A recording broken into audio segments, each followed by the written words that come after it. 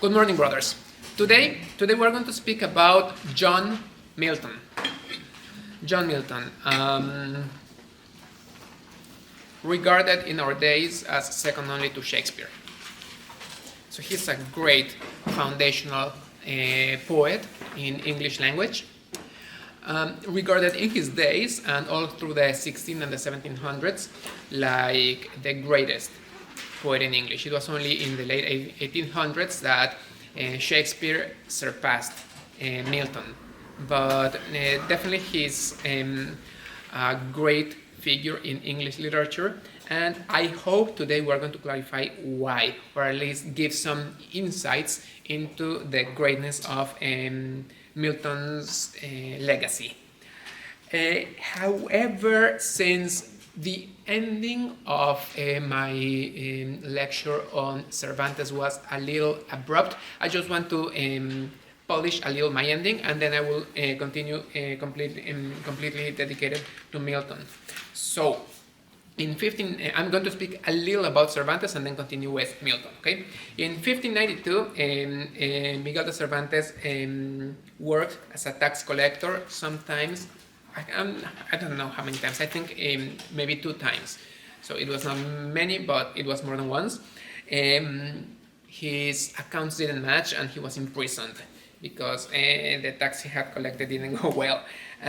He applied for a position in the New World, meaning in Hispanic America, which was always declined, and he longed to come to the New World, but he never really got out of Europe. Well, of course, he was imprisoned in Argel, but the point is he never came to America. From 1596 to 1600s, he lived in Seville, and then he would move to Madrid. In 1608, he joined the Franciscan Third Order, which is an important episode of his life. And well, I think I have already spoken enough about his publishing of Don Quixote and how he published it first in 1606, and then 10 years after that he published the second part, which is the sequel, and that now is seen all as a unitary work, of course, but you can see clearly that there are 2 parts.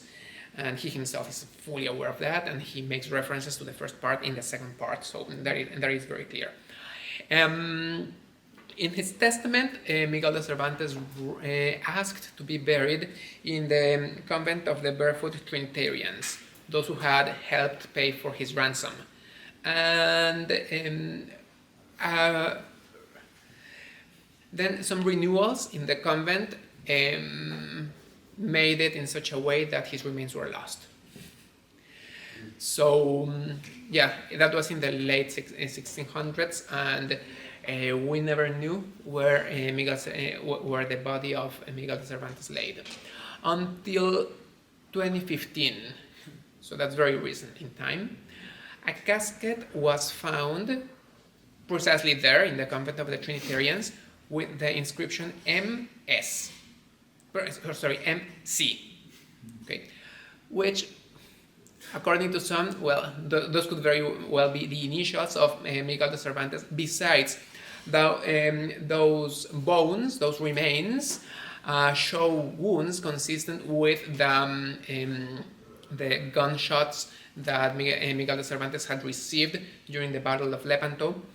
According to some, this is more than enough proof that those are the actual remains of Miguel de Cervantes. According to some others, that's insufficient, because we have no other way to test. We just see that there's a casket containing the remains of a man with the initials MC, and those remains show wounds consistent with the ones that we know that Cervantes received during his lifetime.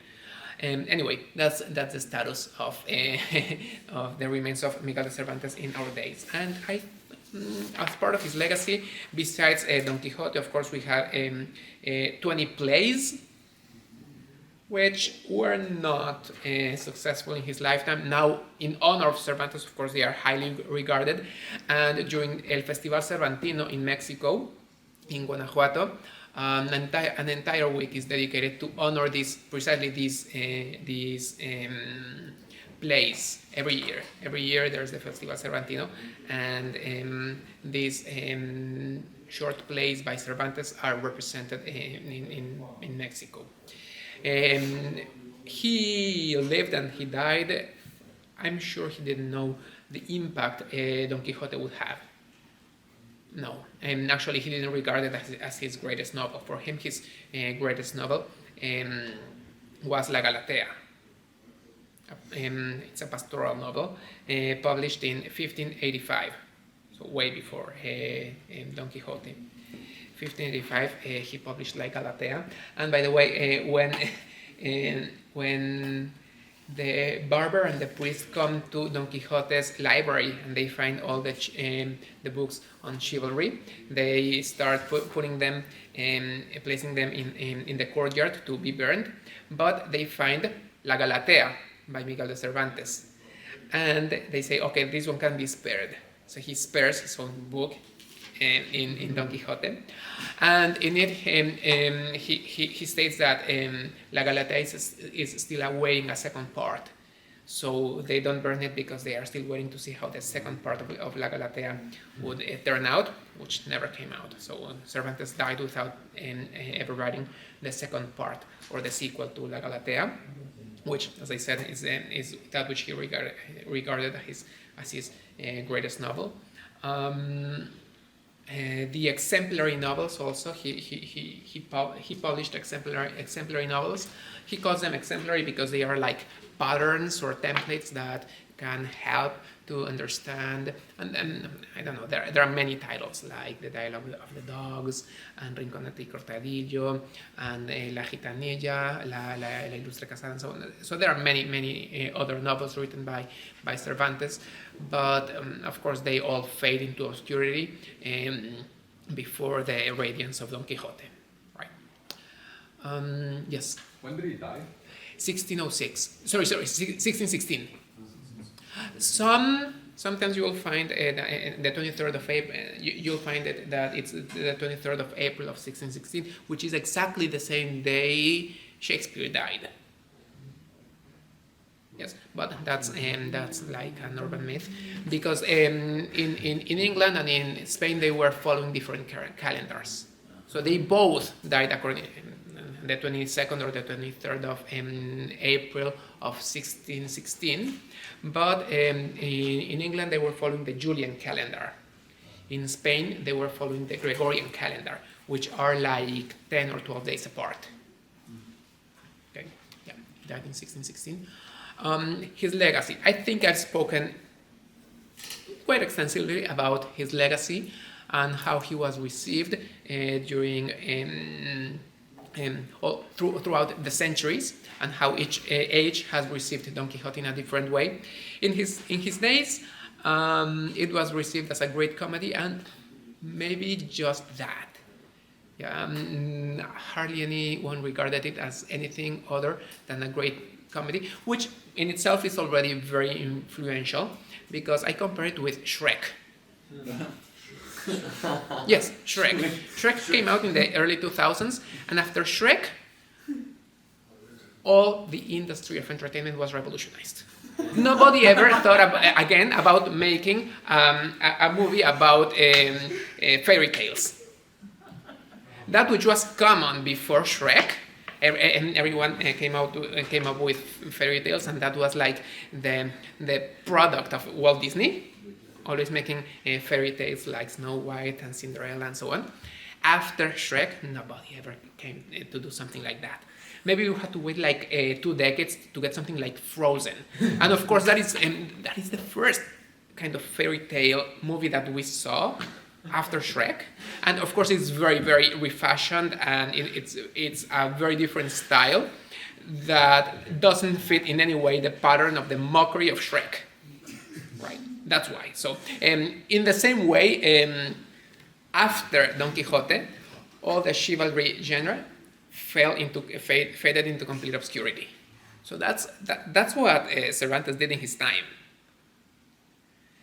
That genre that was so popular and so extensively read faded into complete obscurity thanks to the ridicule that Cervantes cast on it. Then I think I already mentioned, but just to round up, during the 1700s, of course, the value of the individual and the value of freedom was regarded as the central point of Don Quixote. During the 1800s, after the disillusionment and the disenchantment with those ideals of the French Revolution of and equality and brotherhood and reason, so Don Quixote was read as a pathetic and a tragic example of the novelty of ideals. I fight for a noble cause, but I always fade into obscurity. I fail, and no matter how hard I try, my endeavors are going to end up in failure. So that's the way that the 1800s received it. Then it has been received also as you can read it from a relativistic point of view. You can read it from I enjoyed very much reading it from that perspective of a worldview, which is something that might be very well encapsulated within the 1900s. So that's common pattern in the thought of the 1900s. So all ages can relate to Don Quixote in their own way, and we also, as individuals, can relate to Don Quixote differently throughout the course of our lives.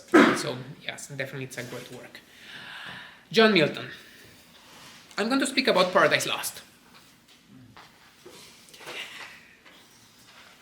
And I'm going to go directly to the circumstances and the context when John Milton is writing this, because John Milton hardly regarded himself as a poet. He regarded himself as a philosopher, he regarded himself as a politician, he regarded himself as a theologian, and maybe as a side occupation he did write some poetry, but he didn't regard himself as a poet until there were at least two important turns in his life. First, the Glorious Revolution was overthrown.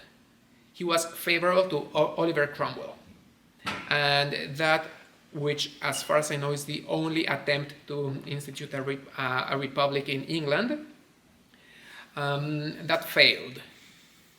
And with the failure of the Glorious Revolution and with the failure of the English Republic and the restoration of the monarchy, John Milton's life was at stake, and many of his fellow politicians and fellow activists were executed or imprisoned, and John Milton himself was imprisoned, and he could have remained imprisoned indefinitely had he not had good friends who pleaded for him. First, so that's an important turn in his life, and also pretty much along that same time, and it's his blindness. Milton went completely blind, and so when he was persecuted during the Glorious Revolution, you can imagine a blind Milton fleeing from his persecutors. So he was completely blind, and although he was liberated from prison, he was never admitted to any position in the government or in politics. And it is then when he dedicated himself to poetry and to Paradise Lost, which he dictated in complete blindness, and he had his daughters, 3 daughters, writing Paradise Lost. So these are the contexts, these are the circumstances in which he wrote Paradise Lost.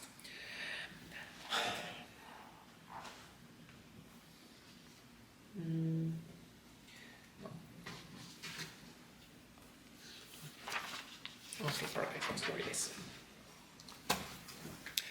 What is the value of Paradise Lost?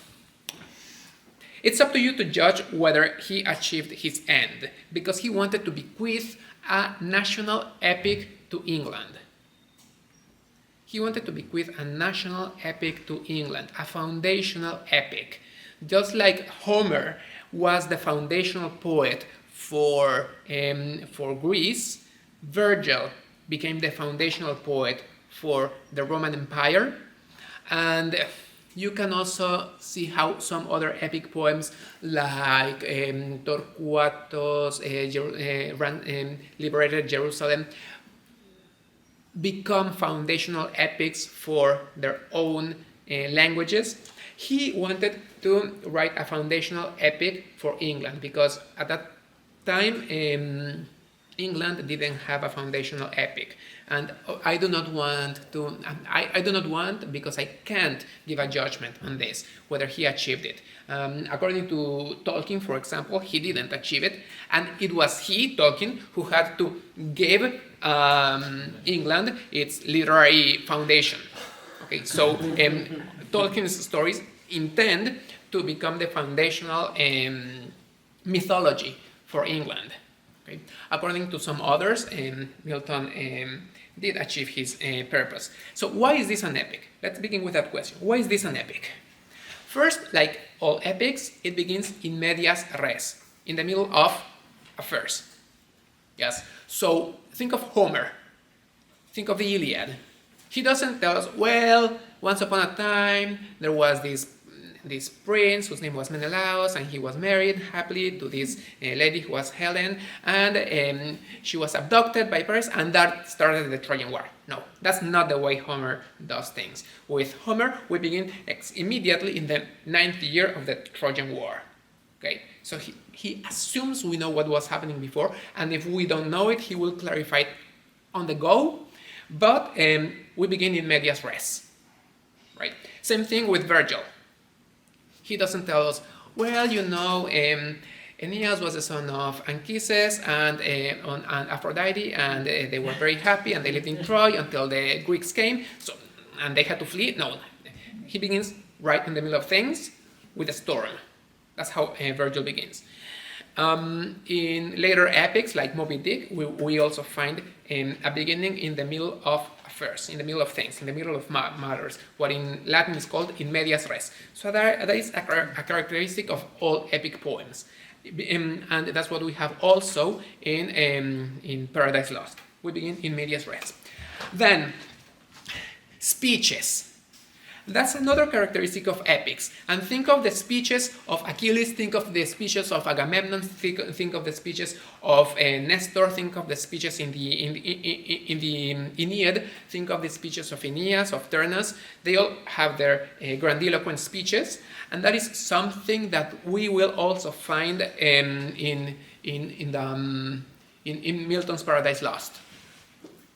The first speech, breaking the horrid silence thus began. So Satan is in hell, and think of that horrid silence after they had been cast down from heaven, and breaking the horrid silence thus began. These speeches are also very often framed within councils and assemblies. Think of the Iliad. We have the assembly where they argue and they dispute, and they have their opposing points of view.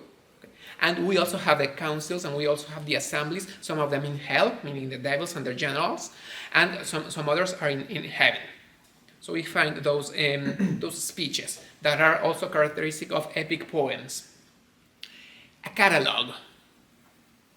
In Homer, in book 2 of the Iliad, we have a catalogue, the catalogue of the ships, where all the great heroes of the Greek nations are enlisted. In Moby Dick, we have like 3 chapters dedicated to the whales. So the catalogue of the whales, this is the beluga whale, this is the Bellina whale, this is the sperm whale, and so on. So they go through the catalogue of the whales. In Virgil, we also have the catalogue of the Latin people, okay, as they go to war. Okay. And here we have, at the end of book 1, which you have in the anthology, a catalogue of the demons.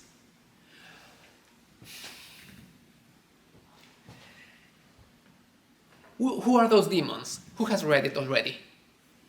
Who are those demons mentioned in the catalogue of the demons? The idols against Israel, like the idols of the pagan people. The idols of the pagan people, right? So there's mention of Egyptian gods. There's a mention of the Moabite gods. There's mention of those other idols, and they're all enlisted like demons. and each of them with their attributes. Okay, for example, Mammon is the god of wealth and richness. So he was an idol, and he's portrayed as a demon in hell, but he's one of Satan's generals. And the reflection that Milton makes about richness and wealth that pushes men to uncover gold that might better be left but that might be better to leave buried there where it is, instead of causing so much strife and contention among men. So that is what comes from the action of this demon. And he goes through each of those demons, enlisting their attributes. So we have a catalog, just like in other great epic poems. Another thing that Milton mentions, and he's extremely intentional about this, blank verse. No one before Milton had written an unrhymed poem. All poems were rhymed. Blank verse, when I say blank verse, I mean with no rhyme. With no rhyme. All poems had rhyme. Think of Shakespeare's sonnets. Okay, think of Spencer's poems. They were also rhymed. The exception was theater. So, for example, Romeo and Juliet is all entirely written in iambic pentameter, but without rhyme. Okay, so in Shakespeare we find blank verse, but that was exclusively for theater, never for a poem. So this is something that Milton, I was gonna say, this is an innovation Milton brings in, but actually it's not an innovation, because actually he's just trying to go back to the origins. In Homer and in Virgil, we didn't have rhyme. And as he states it very clearly in the preface, there are at least two elements that make him abhor rhyme. First, it is the inheritance of a barbaric age. Milton repudiates rhyming because it was the inheritance of a barbaric age. Now I'm going back to the great classics of the past, especially Homer and Virgil, and I not only imitate them, but contend and emulate them. And now I will show how he contends and how he emulates both of them. So first he's going back to Virgil and he's going back to Homer, and he is bringing back blank verse, meaning without rhyme. I think this is clear, right? Okay, no rhyme. That is also a characteristic of the epic poems, right? None of them had rhymes, so Milton writes a great poem in English with no rhyme. It's written with iambic pentameter, not hexameters, like the Iliad and the Odyssey, but iambic pentameter, I would say, because it's appropriate for the English language. And what is iambic pentameter? 5 beats, 5 measures, and if we want to recite it in a childish way, it would be da da da da da da da da da da. Okay, so that's the pattern that you're going to encounter all through Paradise Lost. Da da da da da da da da da da, 5 times each, and each line follows that same pattern. Okay, with some exceptions. Beginning with the first line. One would feel tempted to read the first line of man, first this, so be it, the ensign, the fruit. But that doesn't sound quite right. So he alters the stress, and it is of man's first disobedience and the fruit, and so on. So the first line emphasizes the word first, even constraining or making some violence to the metrical pattern that he's trying to follow. Why? Because that word is important. First. And that's a word that is going to appear a lot. I will not say excessively, but it will appear maybe 6 or 7 times through the opening lines of the poem. And this is how he is challenging rivaling and attempting to surpass Homer and Virgil.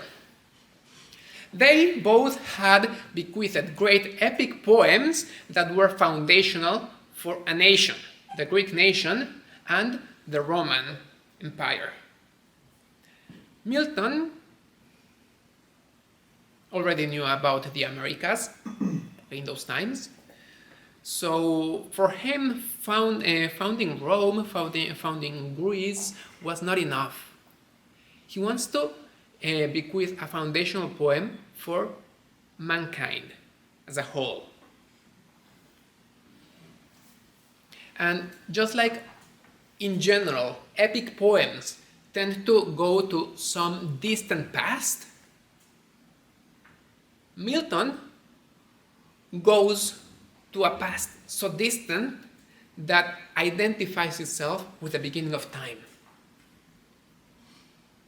So that firstness Milton claims for himself challenges and intends to surpass Homer and Virgil, whom he's rivaling with his epic intent. Furthermore, in epic poems, we usually find that they begin with the invocation of the muse, right? Does Milton invoke the muse? Yes, he does. But soon enough, he identifies that muse with nothing less than the Holy Spirit himself. So that muse he invokes at first as a pagan divinity soon is associated and identified with the Holy Spirit himself. So just like the muse, that Greek divinity, daughter of Zeus and of Mnemosyne, the memory, had inspired Homer, now Milton claims it is the Holy Spirit himself who's inspiring his poem. Invocation of the muse that is identified with the Holy Spirit. And he speaks of that shepherd. That same muse that inspired the shepherd now will inspire me. Who was that shepherd? Moses. Remember Moses? He was a shepherd for his father-in-law Jethro, and while he was tending the sheep, he encountered the burning bush. So what you find in Exodus, so that shepherd that was inspired by the Holy Spirit, and Milton, like all of his contemporaries, believed that the first books of the Bible, the Pentateuch, were, including of course the book of Genesis, were composed by Moses himself. So all of Milton's contemporaries and Milton himself believed that. So that is why he's invoking that same inspiration that Moses received, and he would also claim to surpass Moses in his firstness. So you see that he is very ambitious in his intent. He's trying to give a foundational epic, not only for a nation, but for the entirety of mankind. And he claims to be so foundational, and he claims for himself firstness that cannot be surpassed. Okay, good. Now, remember that he was writing, of course, a foundational poem for England, but he wants to transcend the regional aspect. But nonetheless, that's a poem written in English, and that intends to be the foundational poem for England. That's a poem that had been conceived since Milton was a teenager. So Milton started thinking about a foundational poem for England since his very early years. But he never started penning it down until his later years, when he was already blind and in his mature, if not old age. Many things had happened since, and if he had composed this poem as a teenager, definitely he wouldn't have composed a poem about the fall of man and about the fall of Satan, who tempts man. He would have composed a regional poem. But at this point, the epic style is old-fashioned. So a lot of time has gone by, decades have gone by, and now Milton has to come up with a different device, and that is what compels Milton to go beyond regional epic and to bequeath posterity a foundational epic of all of mankind. Okay, these are some elements about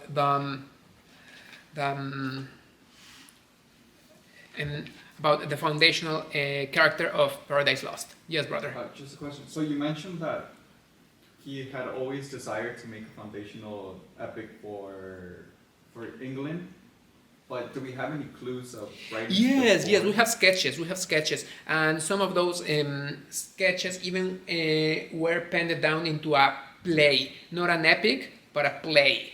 So we have like drafts of those plays. And are they linked with Paradise Lost, or they're not? No, they are original.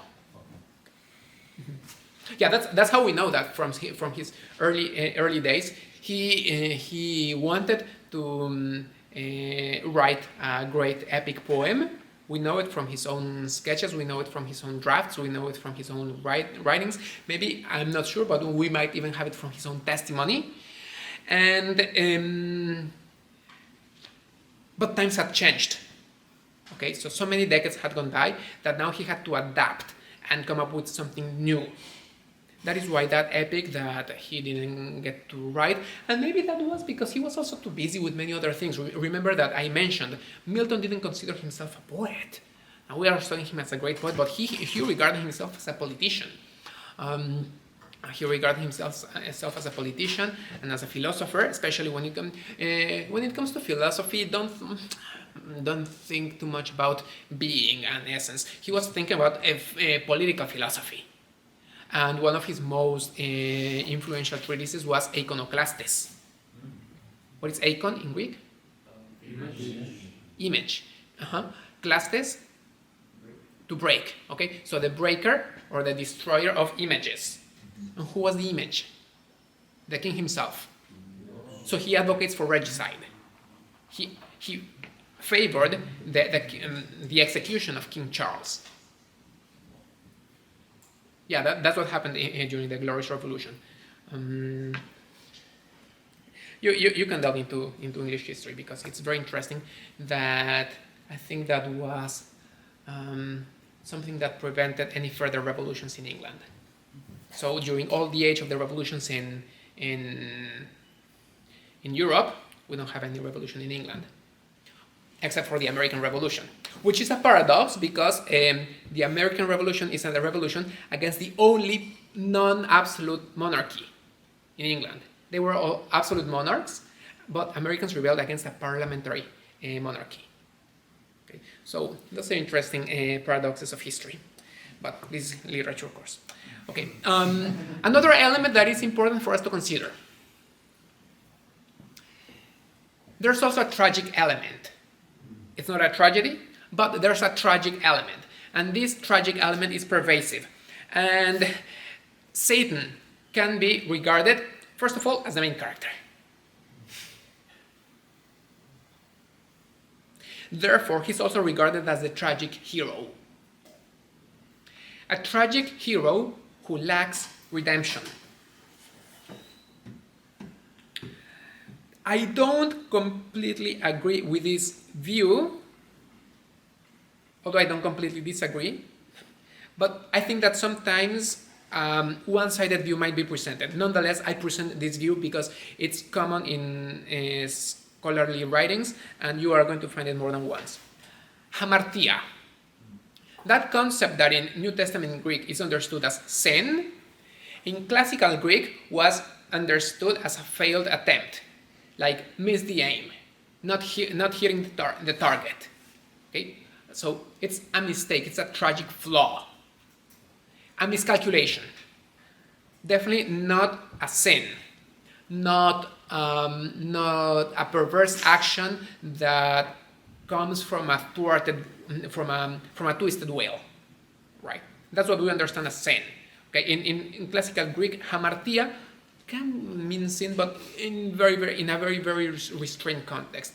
For the most, hamartia will mean that not hitting the target, that missed attempt, okay, that miscalculation. Is it clear? And that is what we find as a common pattern in Greek tragedy. Again, I don't completely agree. I think that sometimes in Greek tragedy there's that perverse movement of the will towards something that is wrong, but at the same time in many Greek tragedies you can also see that there's a miscalculation or something that just went wrong, and the hero, more than a villain, is a victim of his own action. Okay? So that's and that's why even if I don't completely share this view, I know that there's also a lot to it. Okay? So this has also been emphasized in Milton's Paradise Lost, because Satan is that tragic hero who lacks redemption and who falls through some kind of flaw. Right. What makes Satan fall? Is it his own perverse will, or is it something that he himself is a victim of? Satan, to a significant extent, is depicted as a victim. As a tragic hero in the classical sense, and a tragic hero who lacks redemption. And let me there are some studies that I have resorted to. I'm going to read the title of some of them, just so you know, and if you want to deepen into this, okay?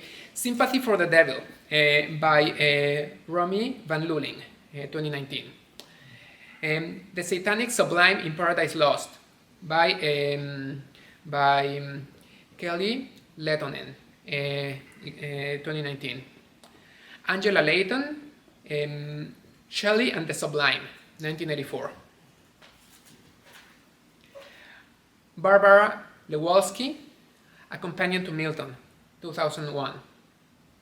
A great classical work written during the Romanticism by William Blake, one of the great writers of Romanticism.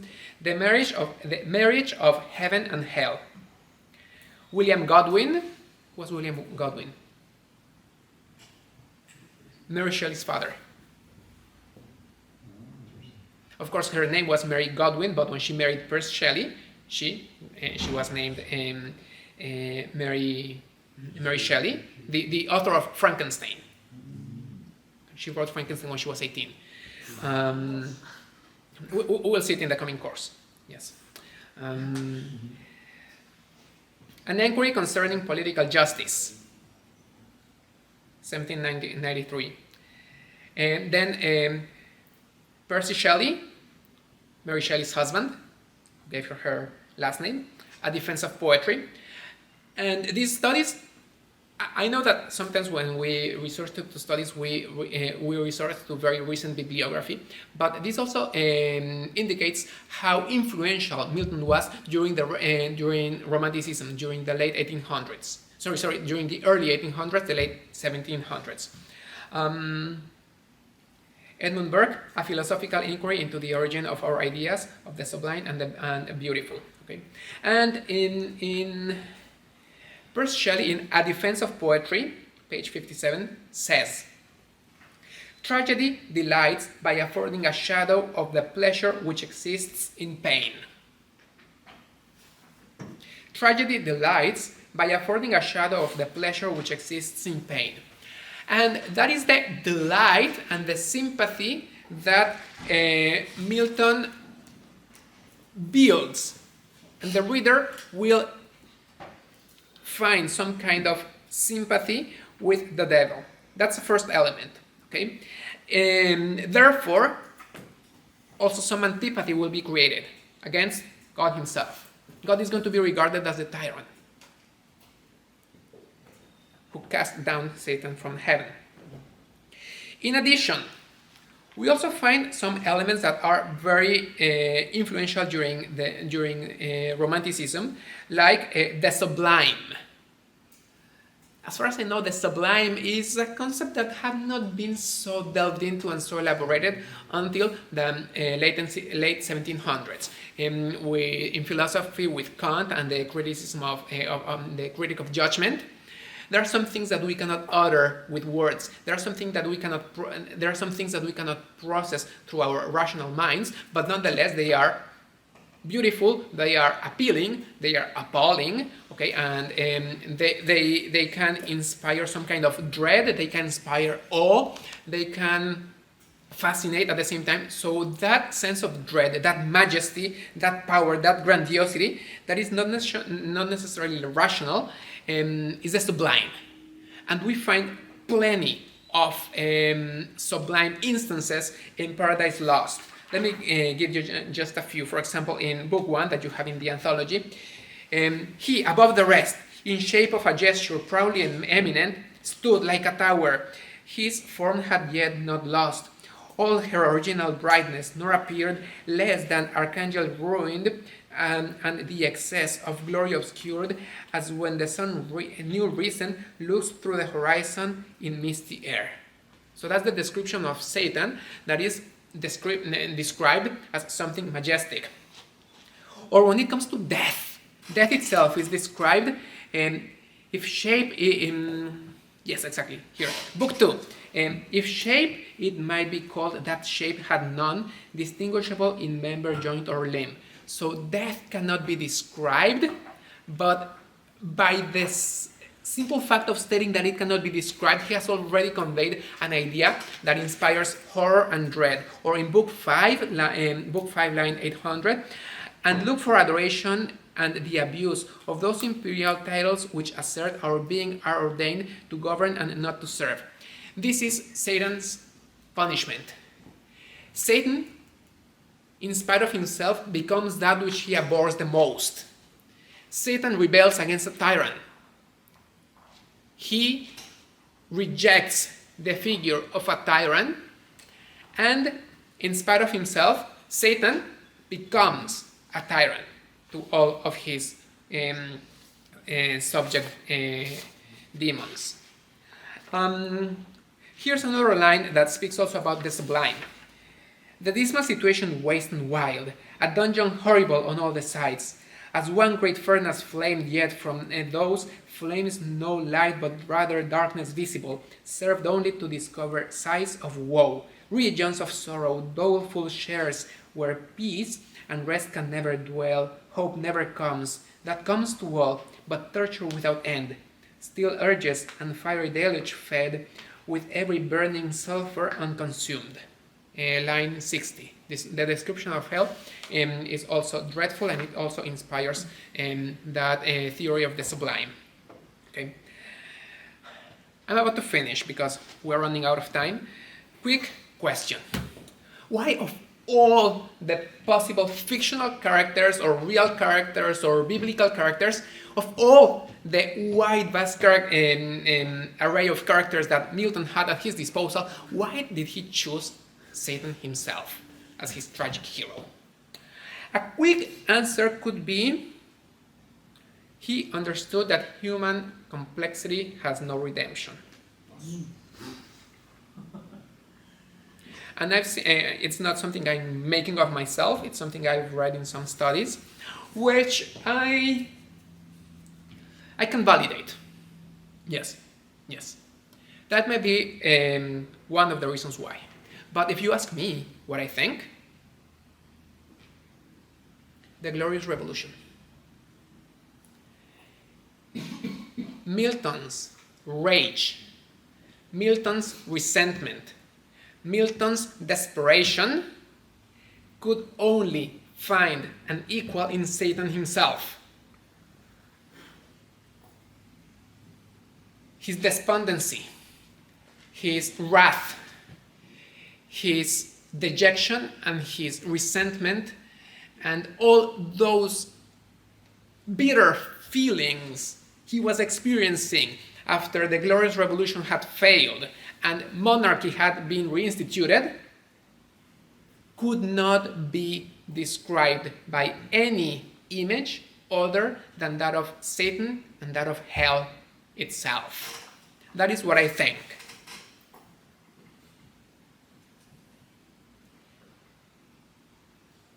His hatred toward the king, whom he regards as a tyrant, becomes a satanic hatred.